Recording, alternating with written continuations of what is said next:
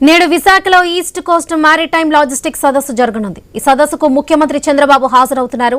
Global forum for sustainable transformation ఆధ్వర్యంలో జరిగే ఈ సదస్సులో 20 కంపెనీలకు చెందిన సీఈఓలతో ఆయన సమావేశమవుతారు. మారిటైమ్ రంగానికి చెందిన 6 స్టార్టప్ల నిర్వాహకులతోనూ చంద్రబాబు సంభాషిస్తారు. స్వర్ణాంధ్ర 2047లో భాగంగా ఏపీని గ్లోబల్ లాజిస్టిక్స్ హబ్గా మార్చేందుకు ఈ సదస్సు దోహదపడుతుంది. Air cargo forum of India AP చాప్టర్ను కూడా సీఎం ప్రారంభించనున్నారు. ఇదే విషయానికి సంబంధించి పూర్తి అప్డేట్స్ మా ప్రతినిధి రాజు అందిస్తారు. రాజు, గుడ్ మార్నింగ్ వరలక్ష్మి. ఏదైతే రాష్ట్ర ముఖ్యమంత్రి చంద్రబాబు నాయుడు ఈ రోజు విశాఖపట్నంలో పర్యటించబోతున్నారో మధ్య ఉదయం 1:55 విశాఖపట్నంలోని ఉన్నటువంటి పోస్టల్ బ్యాటరీ హెలీప్యాడ్ కి చేరుకుంటారు. అక్కడి నుంచి 2 గంటలకి నవోటల్లో జరగబోయేటువంటి సదస్సులో పాల్గొంటారు.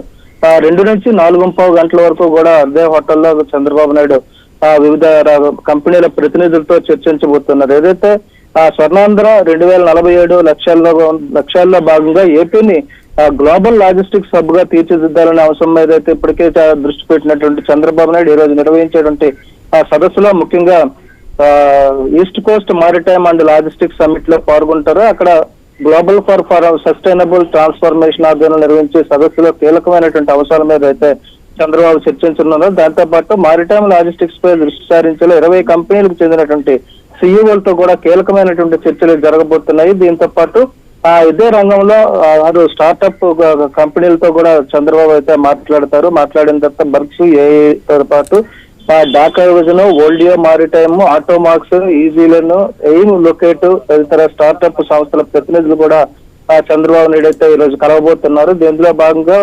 1:55 విశాఖపట్నం చేరుకుంటారు. 2 నుంచి 4:15 అంటే దాదాపు 2:30 గంటల పాటు విశాఖపట్నంలో చంద్రబాబు నాయుడు నోవాటెల్లో గడపబోతున్నారు. తిరిగి సాయంత్రం అక్కడి నుంచి 4:30కి అయితే ప్రత్యేక హెలికాప్టర్ లో విశాఖపట్నం నుంచి బయలుదేరి తాడేపల్లి వెళ్తున్నారు. దీనికి సంబంధించి కూడా ఇప్పటికే అధికారులు అయితే ఏర్పాట్లు పూర్తి చేశారు. ముఖ్యంగా ఏదైతే కోస్టల్ బ్యాటరీ హెలీప్యాడ్ నుంచి నోవాటెల్ వరకు ఉన్నటువంటి ఆ మార్గంలో ఎలాంటి అవాంతరాలు లేకుండా కార్యక్రమం నిర్వహించేందుకైతే ఏర్పాట్లు పూర్తి చేశారని చెప్పుకోవచ్చు. Lakshmi, right Raju, thank you.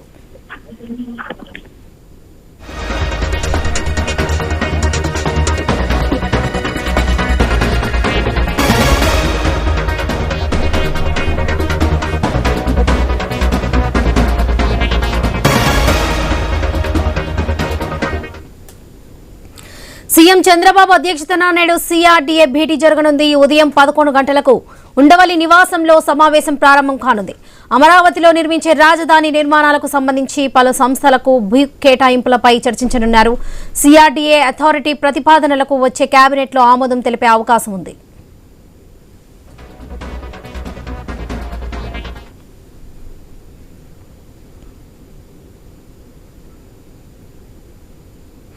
ప్రతినిత్యం కొత్తగా ఆలోచనలు చేయాలనేది తన విధానమని, ఇదే తన సక్సెస్ ఫార్ములా అని ఏపీ ముఖ్యమంత్రి చంద్రబాబు వెల్లడించారు. సీఎంగా తొలిసారి బాధ్యతలు చేపట్టి 30 ఏళ్లు పూర్తి కావడంతో మంత్రులు, ప్రజాప్రతినిధులు, ఉన్నతాధికారులు సీఎంను కలిసి శుభాకాంక్షలు తెలిపారు.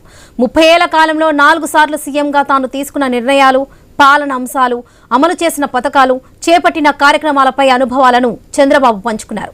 గతాన్ని ఎప్పుడూ గుర్తుపెట్టుకోవాలని, ఆ స్ఫూర్తితో భవిష్యత్కు ప్రణాళికలు రచించాలన్నారు చంద్రబాబు. గతంలో సక్సెస్ అయిన పాలసీలను స్టడీ చేయాలని, నేటి అవసరాలకు అనుగుణంగా మార్చుకోవాలని తెలిపారు. అధికారులనైనా ప్రజాప్రతినిధులైనా ఒక తపనతో పని చేస్తేనే ఫలితాలు వస్తాయన్నారు. కొత్తగా ఆలోచిస్తేనే ఉత్తమ ఫలితాలు వస్తాయని, తన రాజకీయ జీవితంలో అదొక విధానంగా పెట్టుకున్నానని వెల్లడించారు. ఇదే తన విజయ రహస్యమని తెలిపారు సీఎం చంద్రబాబు. కొన్ని నిర్ణయాలను ఉద్యోగ, కార్మిక సంఘాలు వ్యతిరేకించేవని సీఎం పేర్కొన్నారు. ప్రజలకు మంచి జరుగుతుందనుకుంటే భయపడేవాడిని కాదన్నారు. విమర్శలకు భయపడి సంస్కరణలకు దూరంగా ఉండకూడదని తెలిపారు. భయపడితే అక్కడే ఆగిపోతామని, ప్రజలకు మంచి చేయలేమని పేర్కొన్నారు. సంస్కరణలు అనుకుంటే అమలు చేసేసేవాళ్ళమని, ప్రజల మంచి కోసం నిర్ణయాలు తీసుకోవాలనుకుంటే దేనికి ఆలోచించే వాళ్ళం కాదన్నారు చంద్రబాబు. మొదట్లో విమర్శించిన వాళ్ళే ఆ తర్వాత కాలంలో ఆ నిర్ణయాలు, ఆ సంస్కరణలో విషయముందని మెచ్చుకున్నారని తెలిపారు.